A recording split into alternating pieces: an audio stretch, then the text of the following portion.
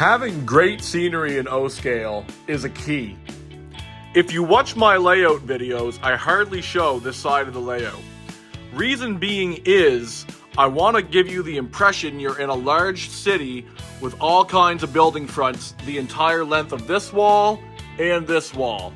If you watched my last video where I constructed a building that looked exactly like this one, I know I said print larger pieces, it will make assembly a lot easier. Unfortunately, I already had about 75% of this building printed, so I'm not going to let it go to waste. I am going to attempt to build it in a different fashion from the previous video in hopes of getting better results.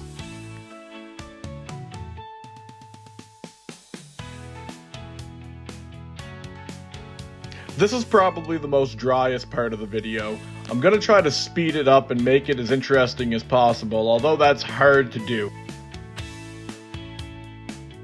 If you're wondering why I have paper behind the pieces I'm adding together, that's so that the glue doesn't stick to the table and make them hard to release.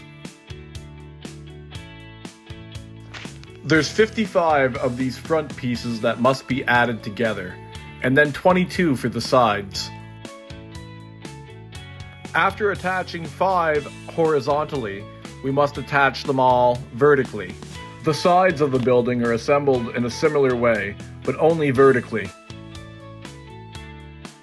With all that drying, it's now time to add in some plastic putty. I like to manipulate nail files to help in this process.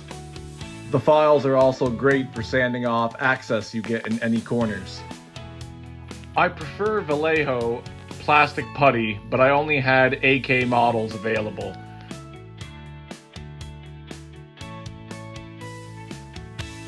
Now I'll add the column pieces between each wall piece. Tedious, but must be done.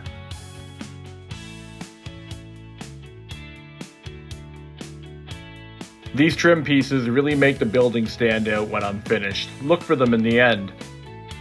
There was no file pre-made for the top trim column, so I made one. Finally, it was time to add the front face with the side pieces. Just waiting for the last of the filler putty to dry on the building now. As you can see, it's almost identical to the one I built in my last video. The only differences are this one has the crown bezel at the roof and it's 3 floors higher.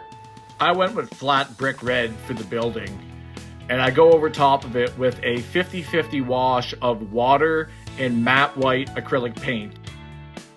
If you find some areas too saturated, don't be scared to wipe it off. Here are the pieces for the fire escape. On the bottom, you can see we have the platform. On the top, you can see we have the stairwell and handrails. I'm going to be assembling the stairwell and handrails after, because I need these in place to get a measurement in order to trim these to fit the building I made.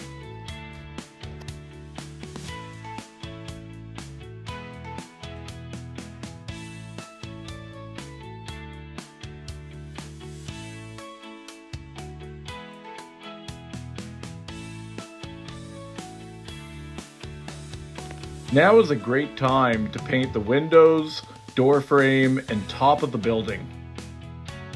I'd be lying if I said this didn't take me more than a couple hours. Now I'm adding parchment paper to the backs of the windows. The parchment paper will not allow you to see what's behind the building, but it will allow the lights I'm going to add in later to transfer through the paper. I was generous with the glue here, so the parchment paper held firmly against the window. Now that we have our transparent paper or parchment paper added to the back, it's finally time to add our fire escape after all that tedious work. Here I noticed it was crucial to make sure that each floor of the fire escape was in line. You really start to see it come to life now. Now we have the full fire escape on the building. It's a little too black and new looking for me, so we're going to dull it down. I'm using Vallejo earth pigments, which is just a weathering powder. You just grab a little bit of it on your brush and start to rub it in. If the area looks too saturated, just rub more. You can see now how the fire escape is dulled down and doesn't look brand new. More like it's been out in the environment. I don't have the lights I'll be installing yet, so I just stuck a DeWalt flashlight in behind it.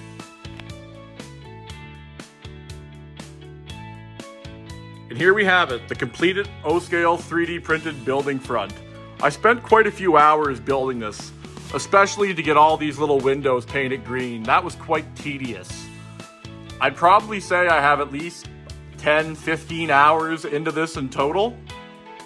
To print it, it was, I'd say days of printing on my printer.